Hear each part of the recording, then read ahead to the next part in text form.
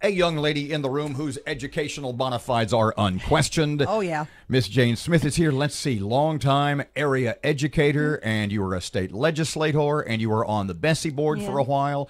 And most recently, what's the official name? State Ethics Commission Board? I did serve on the Ethics Board. I actually made the decision to not serve on that anymore because you have to completely remove yourself from any political involvement.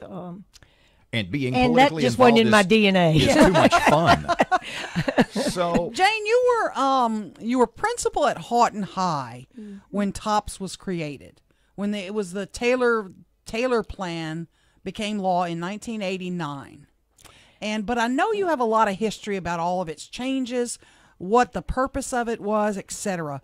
As you sat in meetings on BESE and in the legislature, what did you see the overall purpose of TOPS as? Yeah, I was thinking about that when we talked yesterday, and initially, I think the whole idea about TOPS was to encourage, foremost, students in Louisiana to go to school in Louisiana, but it was merit-based.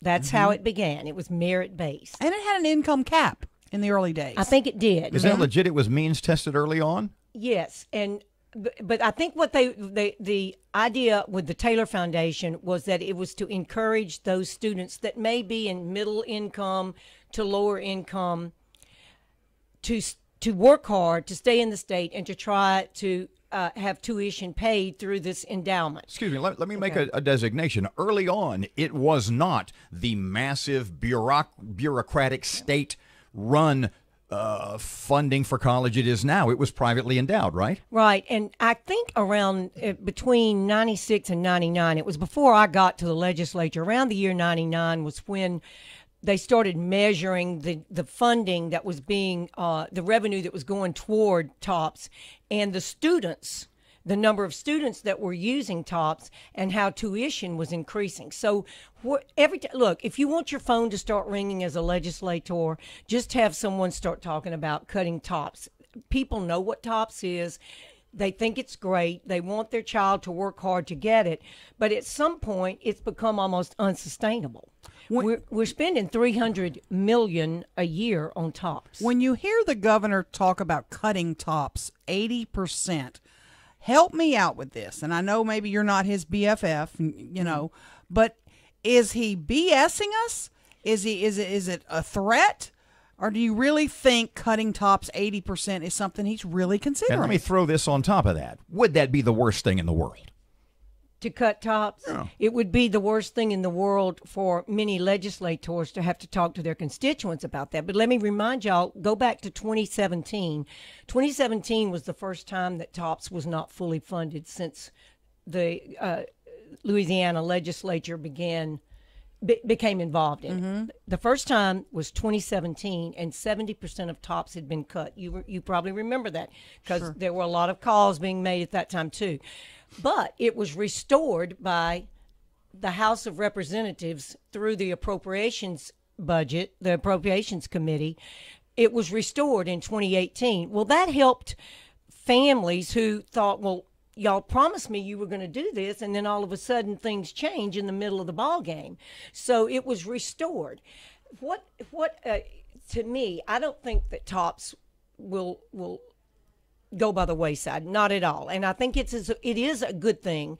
But here's the two trains of thought. And I would like to be able to talk to Senator Blade Marsh, because I haven't had a chance to do that since he released his plan yesterday. The task force they've been meeting, and there's two different ideas on this thing. Either you change the qualifications to get TOPS, raise the standards, raise the GPA, raise the ACT. Means test? Yes. Or you change the rules on who's going to qualify because of income.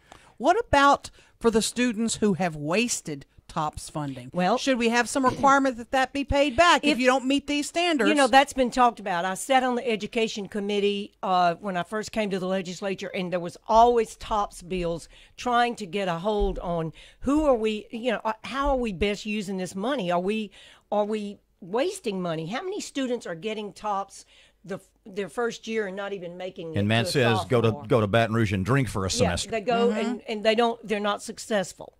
Where if they might have gone to a 2-year university, maybe they would have gotten a foundation. But that you they could use have the been term, successful. you use the two words, it's unsustainable.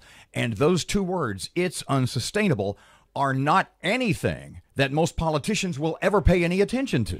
Well, and again, we talk about this all the time when y'all are visiting with folks about the budget.